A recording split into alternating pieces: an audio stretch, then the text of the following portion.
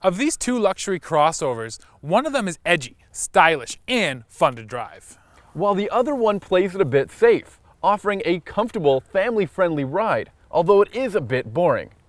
But we bet you can't guess which one is which.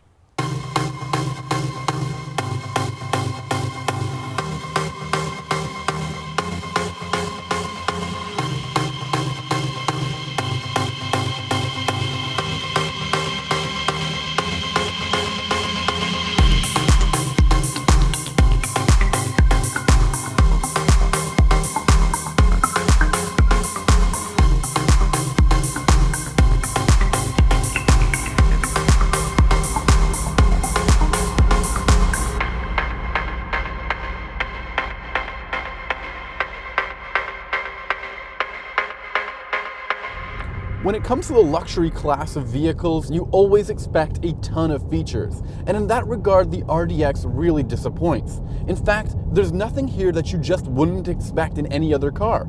That means we have a sunroof, we have dual-zone automatic climate control, and heated seats.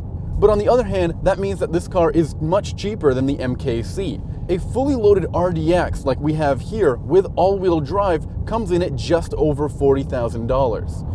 And that means you also get things like a satellite navigation system and a 400-watt sound system with 10 speakers. That system also has a 15-gigabyte hard drive that allows you to store your music. So the long list of high-tech features in this MKC actually makes sure that I don't have to do a lot of the things that Sammy does have to do while driving. For instance, I don't have to modulate my throttle while I'm on the highway thanks to adaptive cruise control.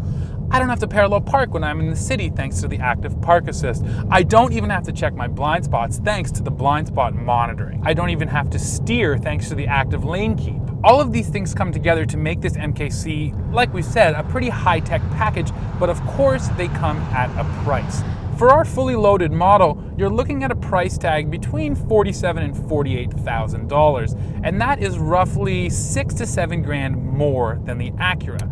Now, if you ask me, the price premium between this MKC and the RDX is definitely worth it because you really do get a lot. Now, one look through the interior of this car, and I think you'll agree with me, it's a bit boring and a little bit old school looking. Additionally, these displays are really low res and they look like they're straight out of the 90s, although it is far more responsive. But there is something that you can't see here in the RDX, and that's how nicely padded all of these interior panels are. There's soft touch materials here, and these seats are extremely plushy and comfortable.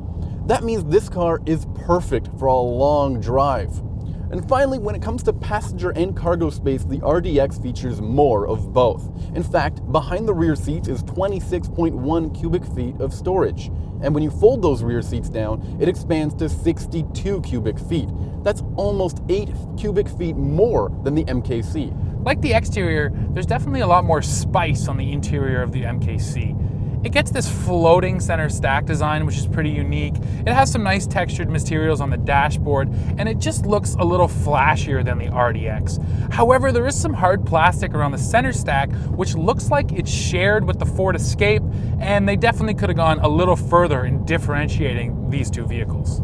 Infotainment duties in the MKC are left to my Lincoln Touch, and as many of you have probably already heard, it still lags.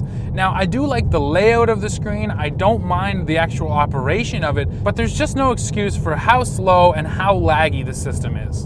On the flip side, the info screen between the gauges actually works seamlessly. It's easy to operate, it gives you all the info you want, and it's easy to control thanks to 2 D-pads right on the steering wheel.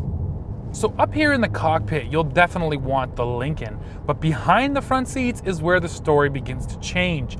There just isn't enough headroom, there isn't enough legroom, and compared to the RDX, the seats are actually pretty stiff. Add on to that less trunk space, and in the versatility department, this MKC definitely loses to the RDX.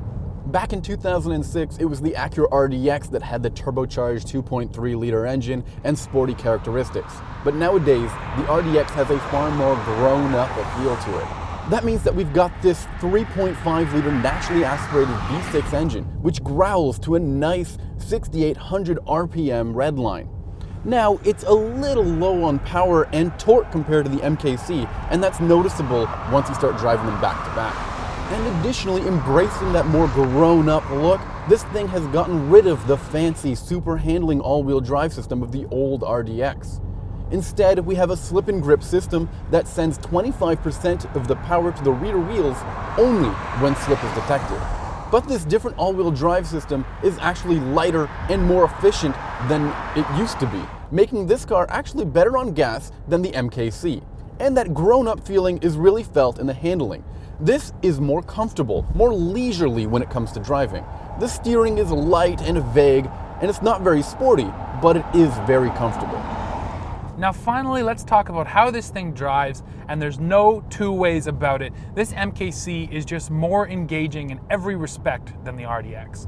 Now, on our loaded up model, it comes with Lincoln Drive Control, which actually employs active dampers. Now, it's fully customizable, and you can go from comfort to sport.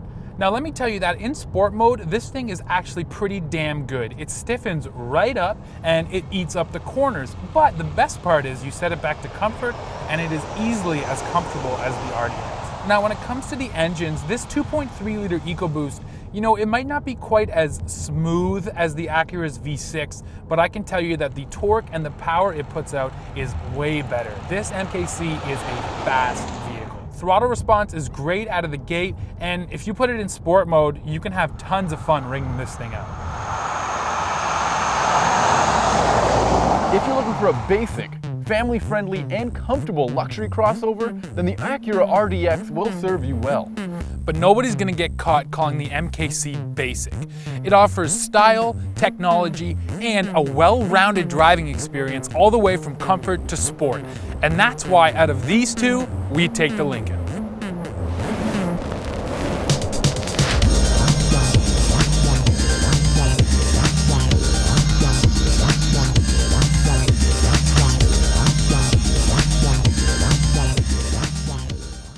Oh man, I hate it in here. Look at me, I'm just a sad fish. A real sad fish.